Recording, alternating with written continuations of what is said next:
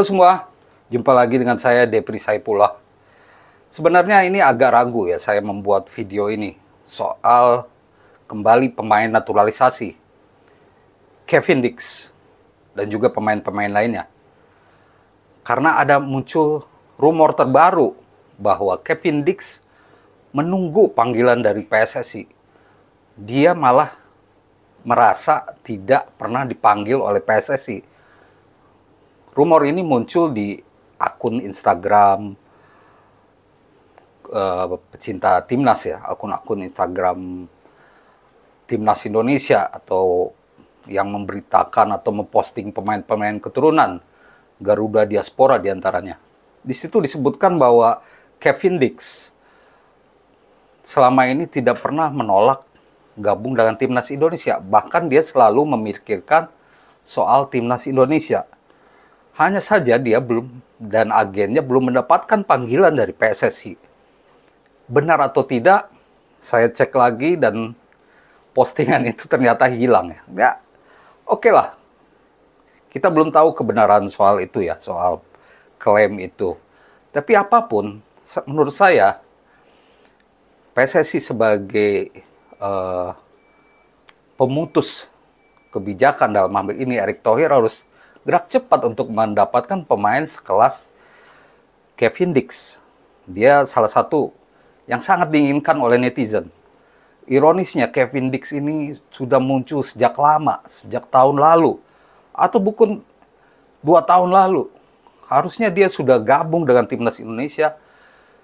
Ya bersama Sandy Walsh atau Jordi Amat, Sen Patinama. Namun rumor-rumor banyak menyebutkan bahwa dia belum siap. Nah, sekarang ini waktu yang tepat untuk PSSI gerak cepat mendekatinya. Oke lah, rumor-rumor itu belum bisa kita pegang sebagai kebenaran. Tapi ada satu fakta yang tidak bisa terbantahkan bahwa Kevin Dix diantaranya bersama juga Mads Hilgers tidak terpilih dalam skuad timnas Belanda yang akan main di Piala Eropa 2024. Ini jadi kunci bagi PSSI untuk segera memboyong keduanya ke timnas Indonesia. Soalnya, kedua pemain ini adalah grade A. Kevin Dix ya, pemain FC Copenhagen. Dia main hampir 100% dengan FC Copenhagen di banyak kejuaraan. Di Superliga Denmark, pastinya hampir 100% main 30 kali dari statistik yang saya baca. Di Liga Champion 8 kali karena FC Copenhagen lolos ke 16 besar. Di playoff Liga Champion juga turnamen-turnamen domestik Denmark lainnya. Kualitasnya tidak perlu diragukan dan posisinya memang lebih banyak sebagai bek tengah atau bek kiri. Dua posisi ini yang sering dimainkan, tapi dia juga bisa main sebagai bek kanan. Nah, mungkin ada pertanyaan, kok bek dan bek lagi? Menurut saya ini tidak masalah. Ini malah membuat pertahanan kita tambah kaya. Sintayong bisa punya kedalaman yang luar biasa. Bisa memainkan siapa saja karena pemain yang dimiliki sama-sama bagusnya gitu. Nah, di balik rumor-rumor yang muncul sekarang itu menunjukkan bahwa ada ketidaksabaran dari fans timnas ataupun ya untuk segera melihat Kevin Dix berkostum timnas Indonesia. Saya bisa memaklumi mengapa PSSI juga belum banyak bersuara karena saat ini mereka fokus dengan 3 pemain baru yang sudah proses. Itu bisa dimaklumi juga.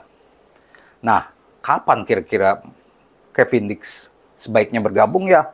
Menurut saya, Kevin Dix, Jairo Riedewald, Mads Hilgers, lalu Ole Romeni juga ya, terus nama-nama lain, misalkan ya yang sekarang trial dengan timnas U20. Kalau ada posisi penyerang boleh juga ya. Yang bersama timnas U20 di turnamen Tulun ada 9 pemain. keturunan yang sedang trial dengan timnas U20. Kalau bagus dan layak ke timnas senior, bisa juga gabung. Utamanya untuk posisi gelandang dan penyerang. Nah, kapan sebaiknya ini bisa dilakukan? Untuk putaran 3 Piala Dunia 2000, kualifikasi Piala Dunia 2026 pastinya. Mengapa begitu?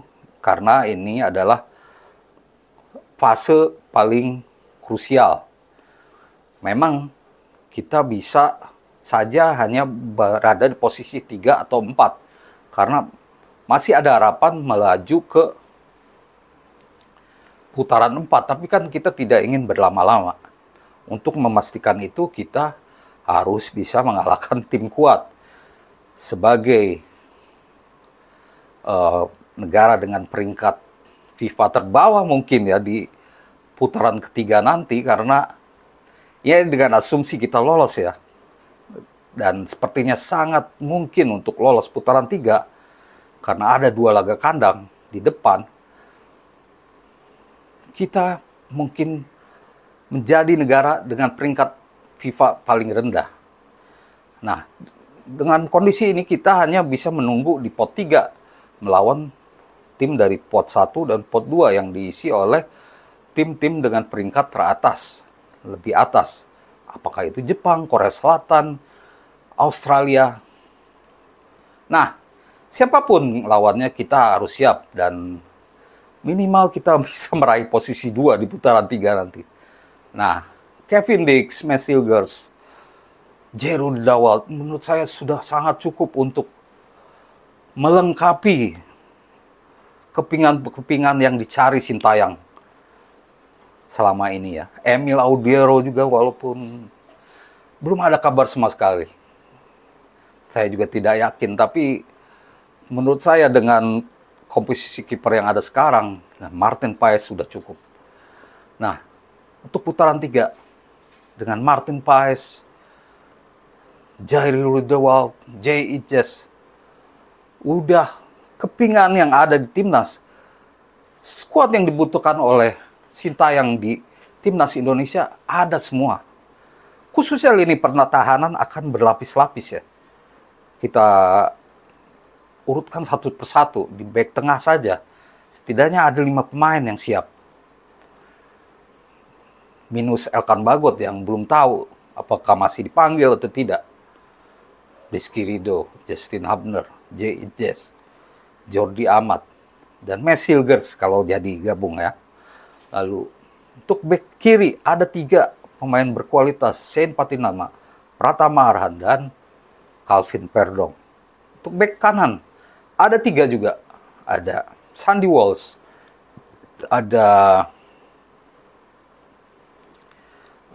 Walsh, lalu ada Asnawi Mangku Alam, dan juga Kevin Dix. Kalau melihat komposisi yang ada, saya berharap Kevin Dix di kanan, karena di kiri sudah banyak.